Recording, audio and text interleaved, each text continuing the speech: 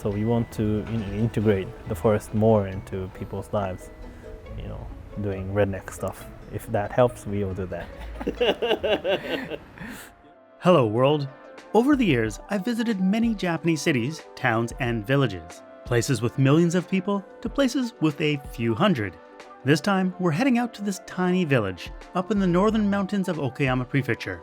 Its name is Nishiawakura. It has just over 1,300 people and is surrounded by thousands of hectares of man-made forests and picturesque mountainsides. And if you're thinking, it's like the last small town I covered, Kofu, I think you'll find they're very different places. You see, in the past decade or so, Nishiawakura has become a famous and award-winning village within the sustainable development community in Japan. By the way, Japanese governments love the acronym SDG, which stands for Sustainable Development Goals. Nishiawakura's sustainable efforts and openness to entrepreneurs has attracted over 200 people from outside the village to immigrate. That's roughly 20% of the village population. If their efforts work, and so far they seem to be, then the economic framework built in Nishiawakura may be applied to a variety of other places in Japan that face similar problems, such as depopulation, job decline, and environmental degradation. To see what was going on, I had Bobby head out to Nishiawakura several times over half a year to film the villagers and their projects. In this video, we'll go over how the village, since 2008, has carried out an ambitious multi-generation initiative called the 100-Year Vision of the Forest, with the aim of utilizing its natural resources to revitalize its economy and become a self-sustaining village. To help paint a clearer picture of what Nishiawakura is like and why so many outsiders are moving into the village every year, we'll meet a variety of villagers, from foresters, educators, entrepreneurs, and leaders of the community. But first, let's orient ourselves a bit. Nishiawakura is up here, on the border between the prefectures of Okayama and Tottori. And depending on your definition of a city, the closest such places are Tottori, Tsuyama, or Himeji, all about a 50-minute car ride away. Now, if you're like Bobby and visiting from Okayama City, the quickest route is to take the Super Inaba from Okayama Station to Ohara Station, and have a friend pick you up, because otherwise it's an hour-long walk to Nishiawakura. But there is a cheaper local train line that brings you to the heart of the village. However, it takes over 2 hours from Okayama Station. On the plus side, it can be nice to have an entire train car to yourself. What do you think, Bobby? Indeed. And, as Greg mentions, the Super Inaba is really convenient, but the local train route definitely makes you feel like you're going somewhere remote. It's not for everyone, but taking the long route every once in a while can help build a sense of adventure. So I recommend it if you're okay on time. Now, once I arrived at Nishiawakura Station, it was just a 2-minute walk to my base of operations, a bed and breakfast called Nokishita Toshokan, run by my friend Hiromi Charles. They provide delicious homemade meals, as well as a relaxing atmosphere for you to truly kick back during your time in the village. And of course, I interviewed Hiromi about her important role in the village, as well as her decision to move here from London, but we'll cover that a bit later. First, we gotta go into the man-made forests of Nishiawakura, because to truly wrap one's head around the 100-Year Forest Initiative and what all these entrepreneurs are doing, it's helpful to actually see what's going on in these giant tree plantations.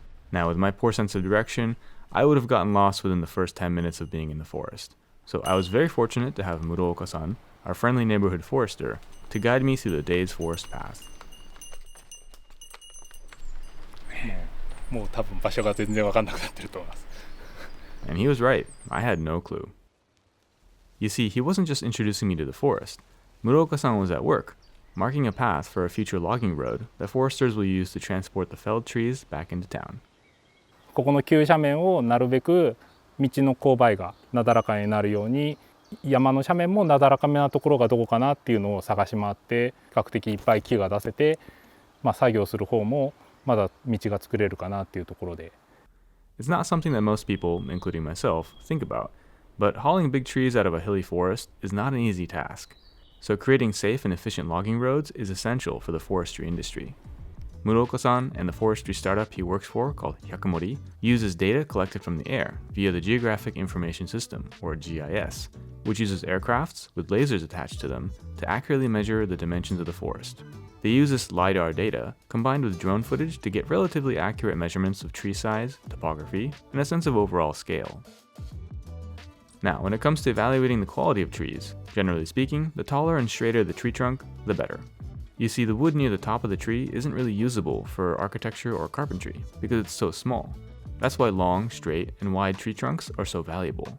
But also, depending on where the trees were planted and how well they were taken care of, the trees can vary quite a bit in size and shape, even though they're the same variety and roughly the same age. ちなみにこことここで持ち主が変わります。ここの人は結構分かりやすいかな。ここ目印だなっていうのが分かると、下までずっと木の並びが一直線になってるんで、そうで結構こっちの方は昔から間伐って言って木切ったりとかするのがしてあったんで、こういう切り株とかがポツポツとあるんですけど、こっち側の方はそういうのあんまりやってなかったんで、ああいう切り株が少ないんですよね。Now, to avoid disputes among landowners, after the trees are cut, the foresters label each tree to identify whose land it came from. Because as you just saw, some owners spend the time and money to thin the forest and take care of their trees, while others don't. And as you can imagine, the owners who take care of their trees will produce higher value lumber.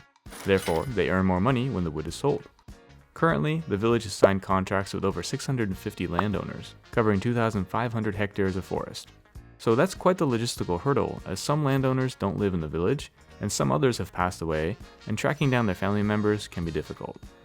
And if you're wondering why a landowner would ever want the village to manage their forest to begin with, just think about how much time and effort is required to tend to a forest.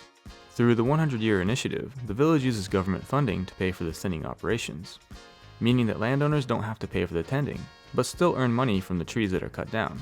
So it's quite a convenient arrangement, especially for those who aren't particularly interested in foresting, or don't have time to take care of their forests.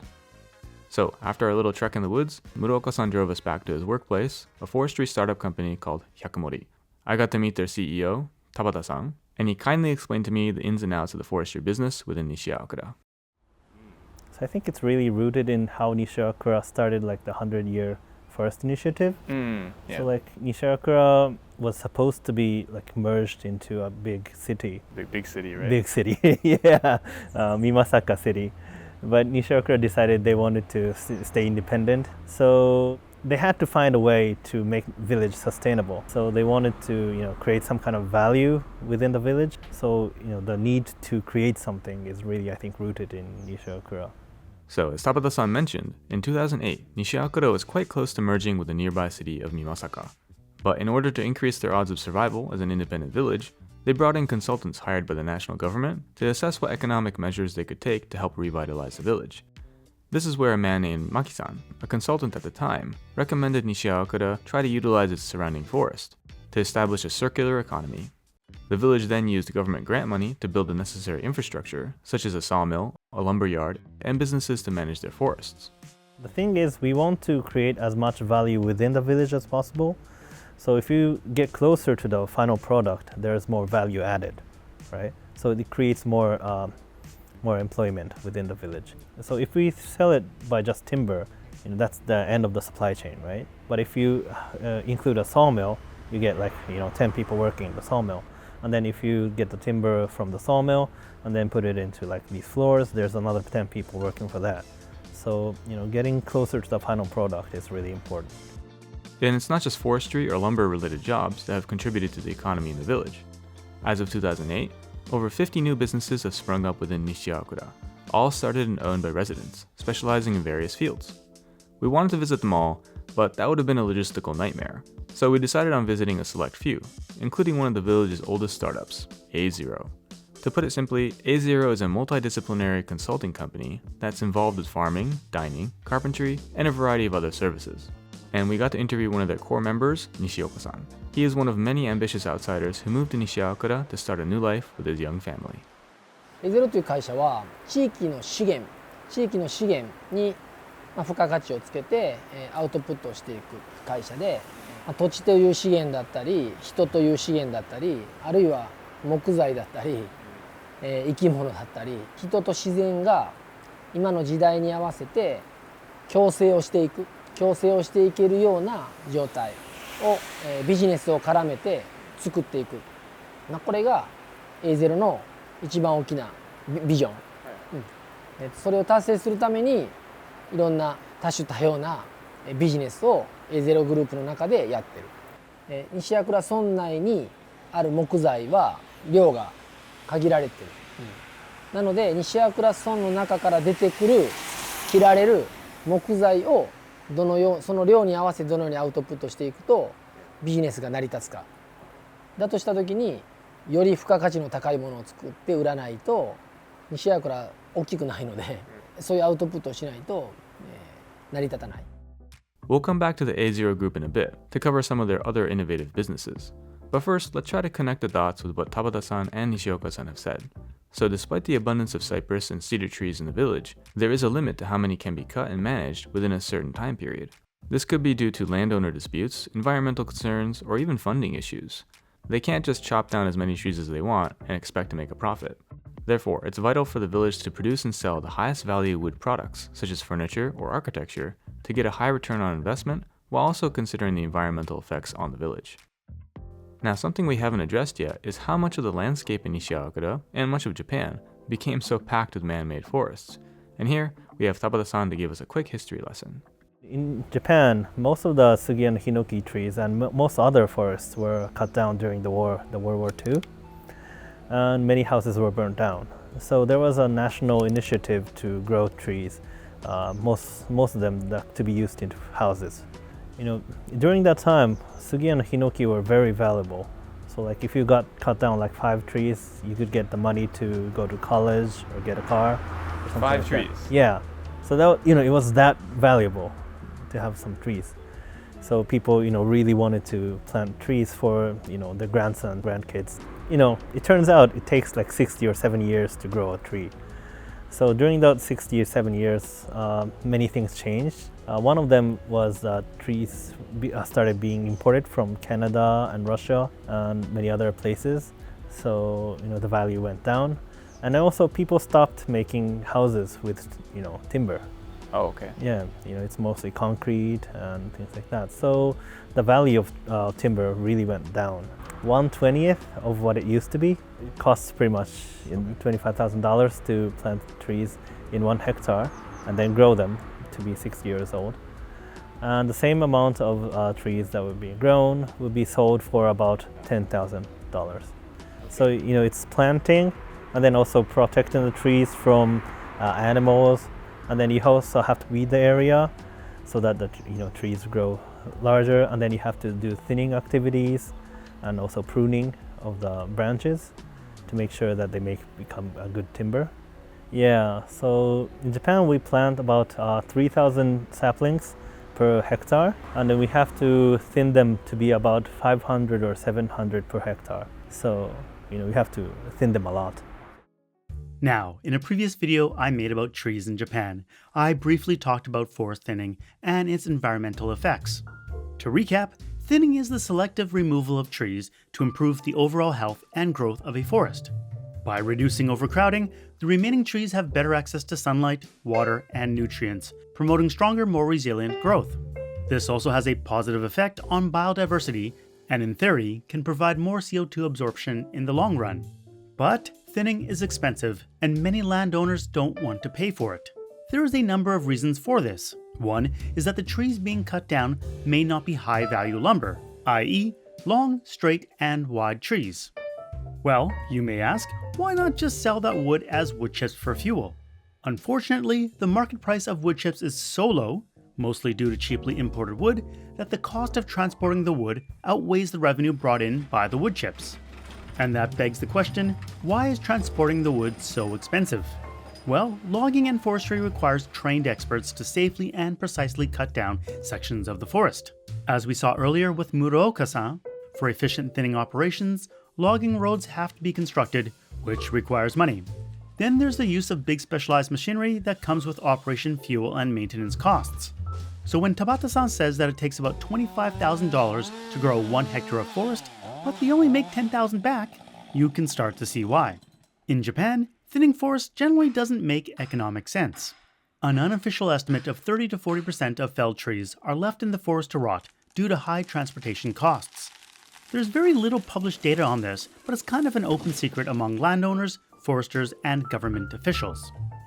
The point is, in many parts of the country, there's a lot of unutilized lumber that's just left to rot in the forest after thinning, which means more CO2 gets released back into the atmosphere. So this poses both economic and environmental challenges. Maintaining forests require, a lot of things. One of them is to make sure that the wood is really used in a, ecological way. Using, timber instead of fossil fuel is probably useful. So a lot of people agree that, it's a good thing. Cutting down trees itself costs some carbon footprints. But if you really use it for these kind of floors and houses, you could, keep the carbon there within that, those kind of structures. And when it comes to clear cutting, which is the harvesting of large sections of forest, typically only about 20% of felled trees are sold as high-quality lumber, with about 50% being sold for use as plywood. The remaining 30% of low-quality wood has little to no commercial value. So in Nishiyawakura, to make the most of its natural resources, the low-quality wood is cut into wood chips and used as biomass to heat the elementary school, junior high school, kindergarten, senior care facilities, as well as the village office/library/recreation center, which was recently rebuilt and has a centralized HVAC system that makes use of large biomass boilers. About 1,000 tons of wood waste is utilized per year and provides about 40% of the heating needs for all public buildings. That means almost half of the public infrastructure is heated through locally supplied energy resources. Eventually, the village wants to no longer depend on any imported fossil fuels, which during times of war, tariffs, and trade disagreements can bring small towns and cities to their knees. On a side note, the cooling system at the village hall is also really neat. You see, there's an underground well with naturally cold running water, so they use a solar-powered ventilation system to push the cooler underground air up toward the building through these tiny circular air ducts installed throughout the floors. Anyway, while we're on the topic of the village hall, Bobby got to interview the village mayor, Mayor Aoki. この村を経営していくときに大事なことって思ってる2つあって、一つはエネルギーで自立ができるのかどうか、この地域で。もう一つは食料も確保できる。ここを閉ざされたとしても、ここでなんとかこのご飯食事ができる。今みたいに豊富に何でもあるというイメージじゃなくって、少なくとも主食と副食と第3の食材ぐらいでというこの2つを大きなテーマとして村づくり地域を運営していくときにね意識しているわけ。The mayor's belief in self-sufficiency for both energy and food really resonated with me. However, one snag here is that the biomass boilers that provide much of the heating energy for Nishiyawakura are not made in the village or even in Japan. They're made in Italy. So they're not only expensive due to exchange rates, shipping costs, and tariffs, but maintenance can also be pricey and quite frankly, a pain to deal with. バイオマスのボイラーにしてもあれは全部不構成じゃん。彼らの方が進んでるわけよやっぱり。うまく燃焼木材でもボボ燃えりゃいいっていうもんじゃないんだよ。ちゃんと効率的に燃やしながらいわゆるパフォーマンスを高めて少ない材料でうまく燃やすとすごく効率がいいと。こういった技術やな。As you can see, the mayor is quite outspoken, and we'll get to hear more from him later. So far, we've met foresters and those involved with setting up the new economic infrastructure of Nishiyawakura. But let's hear from someone within the architectural world, who helps increase the economic value of the local lumber. Meet Naoko-san, co-founder of one of Nishiyawakura's most successful architectural firms called Yobi.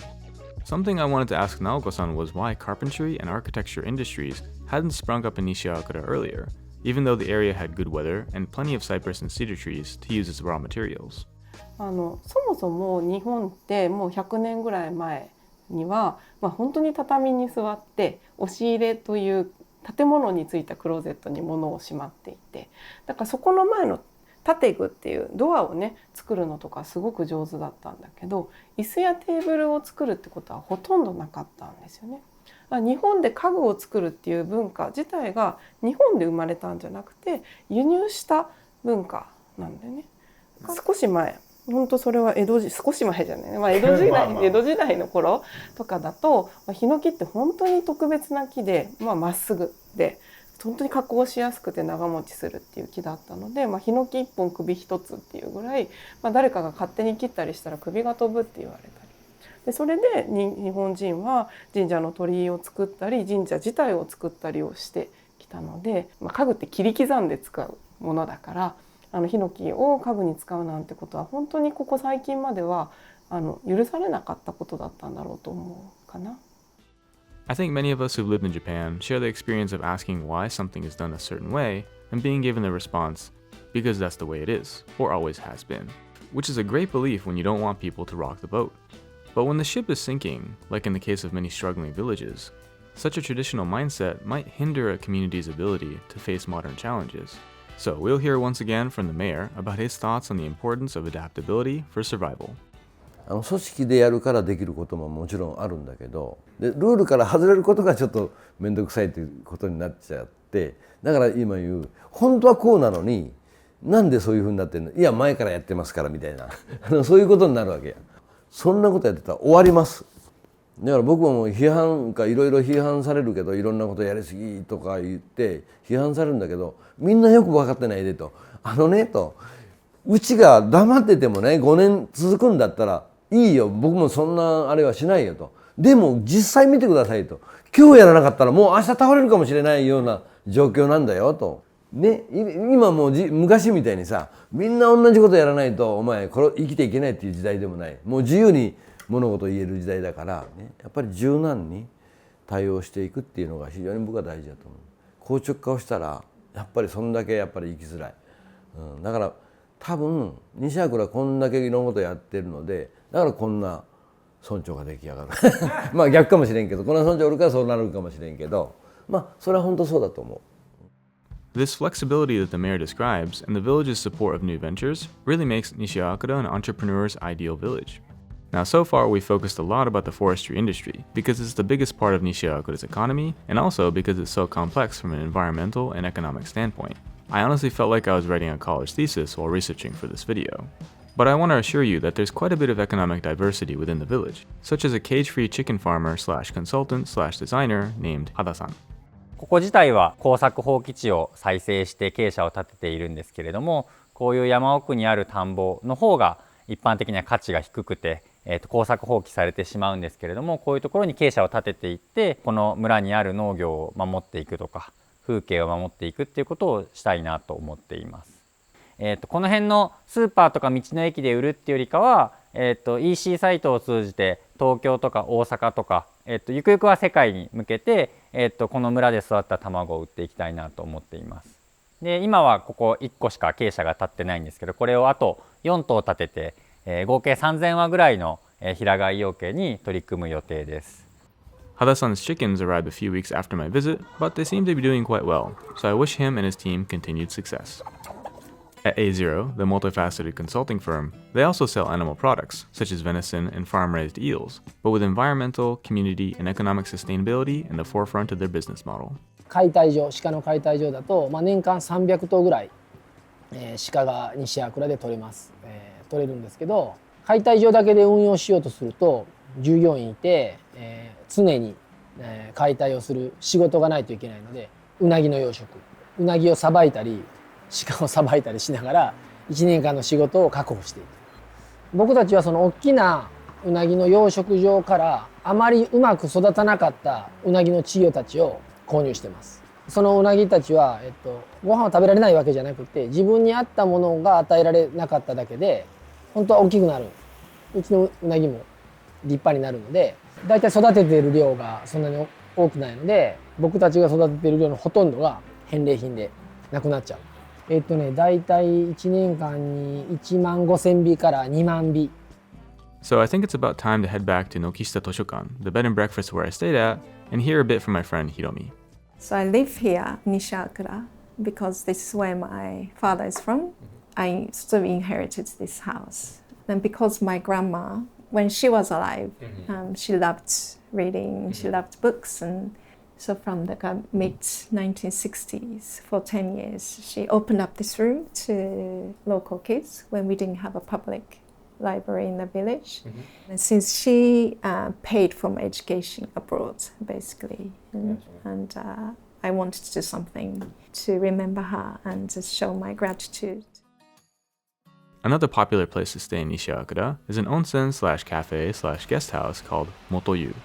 Many locals come here to bathe in the revitalizing hot spring waters after a long day's work. And out-of-town visitors staying overnight can enjoy unique experiences like a DIY sauna that looks like a giant egg right outside the entrance of the building.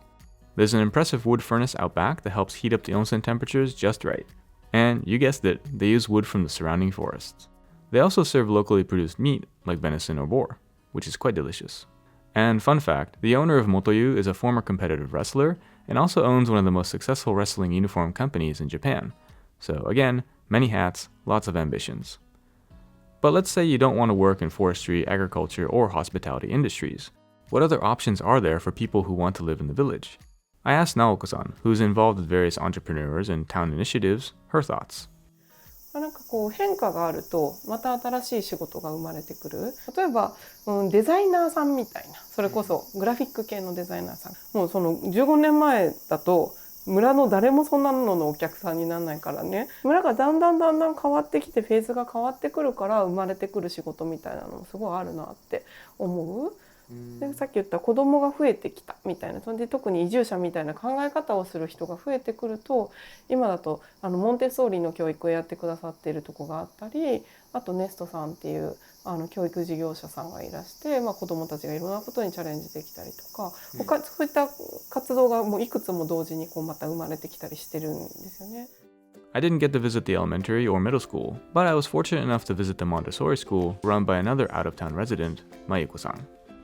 Our family moved to the village of Nishiawakura 7 years ago.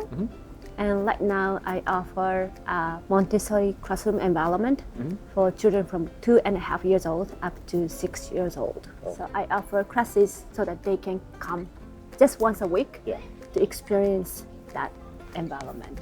Those people who choose to move to Nishiawakura, they are interested in entrepreneurship.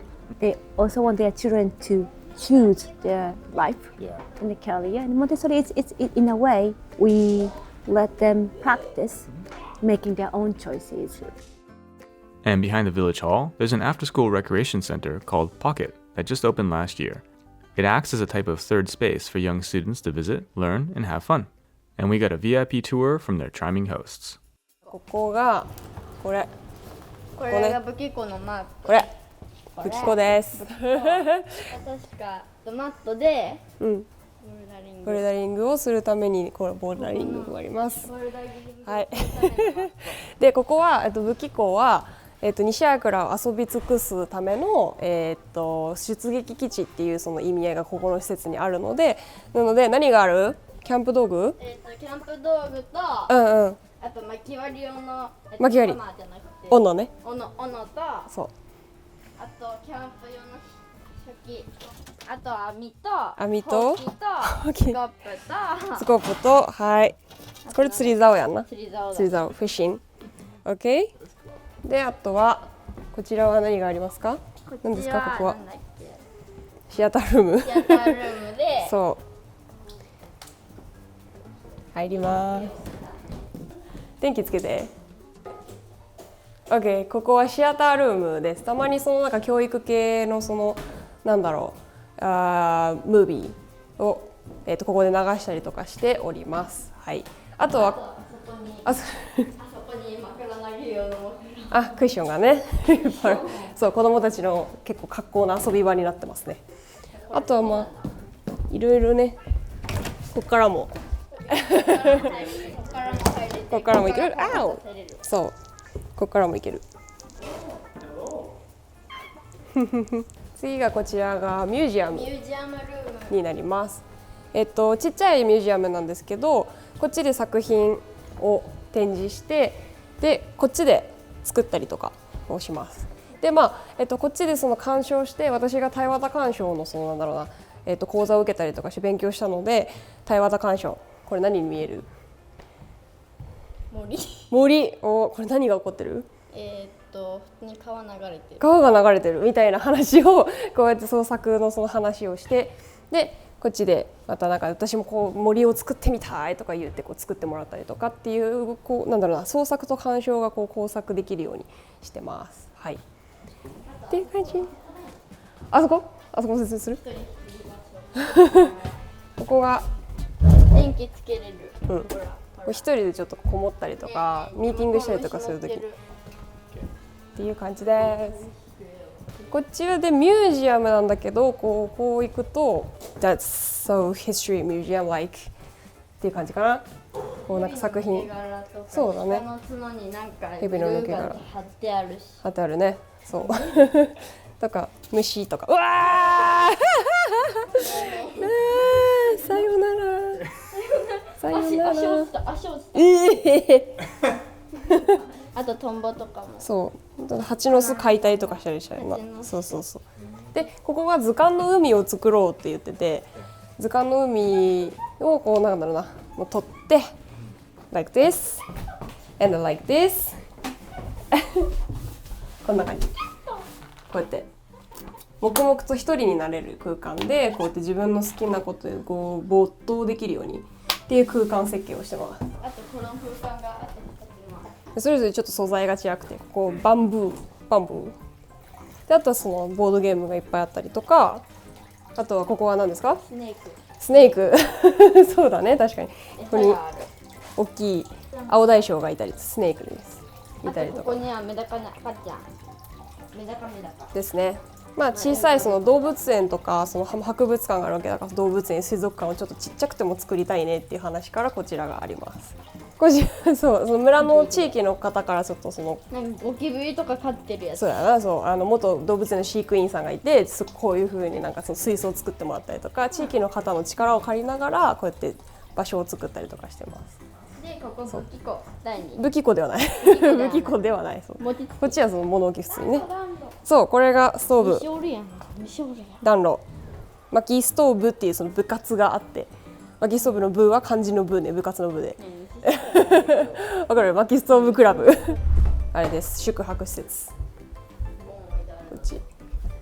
1部屋1、2、3、4、5、6、6人で最大12人まで全員泊まれます。男子部屋、女子部屋みたいな感じで分かれてます。3人で寝れるやろ。っていうか、まあ、子供たちはもう3人で1個にも泊まったりとかして。でここが何歳から登っちゃいけないんだっけ？小3。まあ、ここでその中学生、ジュニアハイスクールスチューデンツがこうなんでしょう、ちょっと勉強したりとか研修したりとかしてますっていう感じですかね。でこっちもちょっとした空間になってるのでよっここは怖くない。ねえやめてよねえ。あいた笑いすぎちゃう。笑いすぎちゃった。Oh yeah, I'm okay. で、まあ、ここで初めての時にここで、りっくんがこうやって立ってて、ギーギーって言ってた。ギーギーっていう感じ。見てくるわ。なかったらちょっと親方が鍵借りてきて。ここがさっき言っとった化け猫堂です。そう、ここが本屋ブックショップ&カフェで、まあ子供がここになんていうの、学校帰りにちっちゃい村だからその本屋さんとかないから、その帰り道にここで寄ってこう立ち読みをして帰るみたいなの素敵な文化資本だよねって話になって、じゃあ本屋さんも作ろうとか文房具屋さんも作ろうっていう話になって作りましたっていう感じです。There's also a kitchenette pocket where kids can decide on recipes and cook for themselves too. These two chefs made us some candied mandarin oranges that would melt your heart and break your teeth. It was very generous of Sarina and her little helper to guide us through Pocket. I wish every village had such a cool rec center for kids. Now, it was great to catch a glimpse of Montessori and Pocket, but I still wanted to get a teenager's perspective on the village's education and overall qualities. And that's where my young friend Hiro comes in. I'm currently a third year student in high school. I go to school by train. It takes about an hour and a half, and then I bike to school for like 15 minutes. Most of the high school students who grew up in Nishakura, they don't live here because the nearest high school will be in Okayama. It's about like 1 hour away by car. Because if you go to Tottori like me, we have a train, so I can come back every day. But in Okayama, we don't have like a good train to get on, so they have to stay in a dormitory and they don't come back here that often. So the problem now of Nishakura is the young generation, they go out of this village before they understand the beauty of the village, what's unique about the village. So they won't come back when they get older. They just go to big cities like Tokyo, because I don't meet any of my friends, like my friends in junior high school or like primary school now. And now I'm a high school student, so I understand more how this revitalization thing that Nishiakura is trying to do. So I try to go to events. I exhibited my artwork in this forest festival held in Nishiakura. So I try to engage more in the village, but you can't do that when you live in Siama. So it's hard to notice small things in the village. So even though the village is full of friendly people, surrounded by beautiful nature, and host a number of fun events, a core problem is that teenagers are often missing from the equation due to a lack of transportation and education options. This will be a big challenge for the village community to try and solve. But as long as new people come in and offer new solutions, there's always hope. And this is where we'll introduce another key resource that Nishiawakura utilizes well, the Chiiki Okoshi Kyorukutai. In English, the organization roughly translates to Local Revitalization Support or Support Team, and nearly 1,100 villages, towns, and cities take part in the program, which is funded by the Ministry of Internal Affairs and Communications. Nishiawakura is considered one of the most desirable and highly rated places to work as a Kyorukutai member. Currently, there are over 50 Kyorukutai members working in the village for various businesses, some even starting their own. To get a better idea of what they do and how it's going, Bobby interviewed 2 Kyorukutai members who work at Hyakumori. Well, the main objective of my rural promotion position is to bring more people to the forest. Right now, we're focusing mainly on activities that people are pretty familiar with, like trail running, mountain biking, and hiking and walking. I want to kind of explore more. But for example, we just had a forest festival, and there I invited my dance friend from Osaka, and she did a dance improvisation workshop, kind of trying to diversify the type of activities that people can enjoy while out in the forest.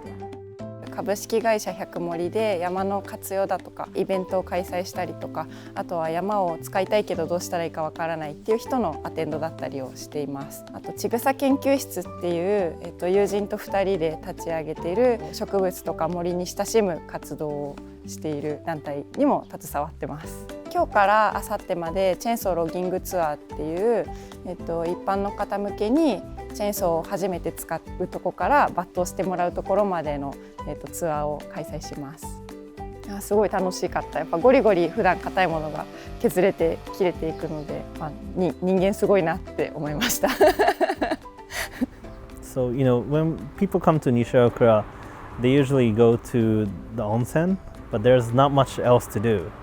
So we want to, provide them with some kind of activity to do within the village.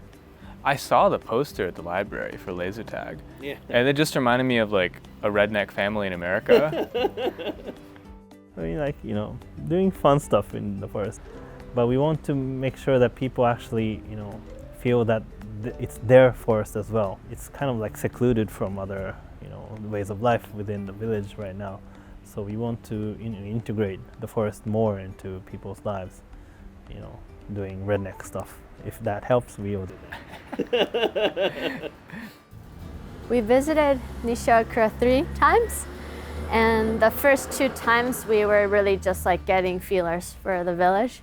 After the second visit, Tawa-chan decided to apply for a Chiki Okoshi, rural promotion position. Once that got accepted, that's when we knew there was actually a job.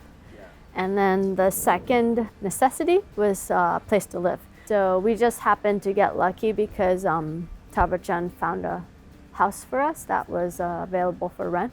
Yeah, without Tawa-chan, without him being here and having local connections, I don't think the move would have been that smooth. And in case you were curious, Minami and Moe are expected to be hired full-time at Hyakumori after their Kyorukutai grant period is finished. So whether it's through Kyorukutai or new entrepreneurs, the village is getting a much-needed influx of fresh ideas and manpower. But even though incoming residents are a great thing for Nishiawakura, I couldn't help but wonder about the forecast of the village's population. If we compare data from 10 years ago, the village has been shrinking at about 1.4% a year. It's way better than the national average, which is about 2.47% a year. And this may be an irrelevant comparison, but a nearby former village called Higashiawakura decided to merge with Mimasaka City back in 2008. Over the past 10 years, Higashiawakura's population has fallen from 1,189 people to 908 people, an annual loss of 2.6%. They also no longer have a kindergarten or elementary school, which makes it difficult to appeal to young families. So with all that said, I wanted to hear from inbound residents who'd already had children before moving to the village about raising kids in Nishiawakura. Before moving here, I think we were concerned the most was whether or not our older daughter could fit in this rural, traditional Japanese school culture. Sure. But the fact was, the people were so kind and welcoming. And then what we were surprised the most was there's just so many people fluent in English. So we just felt totally at home, welcome.